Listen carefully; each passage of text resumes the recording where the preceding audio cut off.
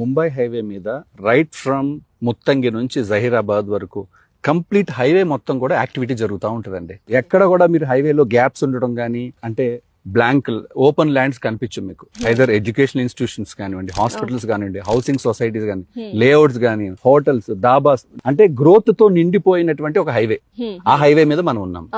తర్వాత సంగారెడ్డి టౌన్ అనేది as a district headquarter Hyderabad కి కనెక్ట్ అయ్యి ఉన్నటువంటి నియరెస్ట్ డిస్ట్రిక్ట్ హెడ్ క్వార్టర్.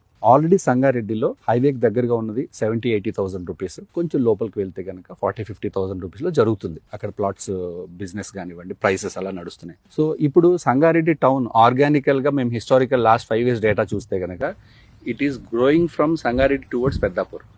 ఆ పెద్దాపూర్ లో మనం ఉన్నాం. ఇప్పుడు ఇక్కడ ఇన్వెస్ట్ చేసిన వాళ్ళకి ఆ గ్రోతే వాళ్ళకి కూడా దొరుకుతుంది అనమాట. అంటే మన దగ్గర ఇప్పుడు ఇచ్చేటటువంటి వాళ్ళందరికీ కూడా డబుల్ అనేది guarantee.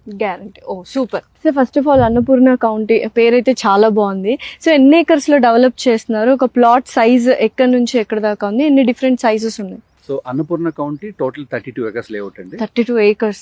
It's very huge actually. Okay. DTCP and RERA approval ఉంది. సో టోటల్ 32 acres లో కూడా మొత్తం టోటల్ డెవలప్మెంట్స్ అన్ని చేసాము. Plot sizes starting from 189 square yards నుంచి ఉన్నాయి. ఎక్కువగా వచ్చేసి 200 square yards యూనిట్స్ ఎక్కువ ఉన్నాయి.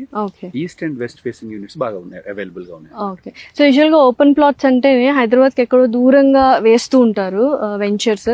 బట్ ఇది ఎంత దూరంగా ఉంది అండ్ ఆ కనెక్టివిటీ ఏంటి, ఎంత యాక్సెసిబుల్ గా ఉంటుంది ట్రాన్స్పోర్ట్ కి వాటికి? అన్నపూర్ణ కౌంటీ వచ్చేసి సంగారెడ్డికి జస్ట్ 5 minutes డిస్టెన్స్ లో ఉందండి. Bang on Mumbai highway. So connectivity is not eternal issue. సిటీలో మీరు ఎక్కడి నుంచి అయినా కూడా స్ట్రైట్ డ్రైవ్ లో వచ్చేసేయచ్చు. సూపర్.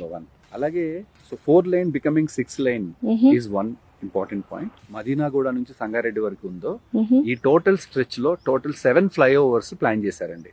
రోడ్ ఎక్స్పాన్షన్ జరిగి ఈ 7 flyovers ఓపెన్ అయిపోతే మదీనాగూడ ఆ ఏరియా నుంచి మీరు తీసుకున్నారనుకోండి అరౌండ్ 45-50 minutes పడుతుంది.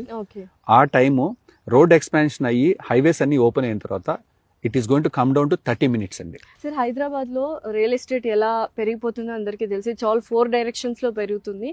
అండ్ చాలా హైవేస్ ఉన్నాయి, చాలా ప్రాజెక్ట్స్ ఉన్నాయి. ఇదే హైవేలో ఈ ప్రాజెక్ట్ లోనే ప్లాట్ ఎందుకు తీసుకోవాలి? సో బేసిక్ గా హైదరాబాద్ కి కనెక్ట్ అయ్యి చాలా హైవేస్ ఉన్నాయండి, నేషనల్ హైవేస్.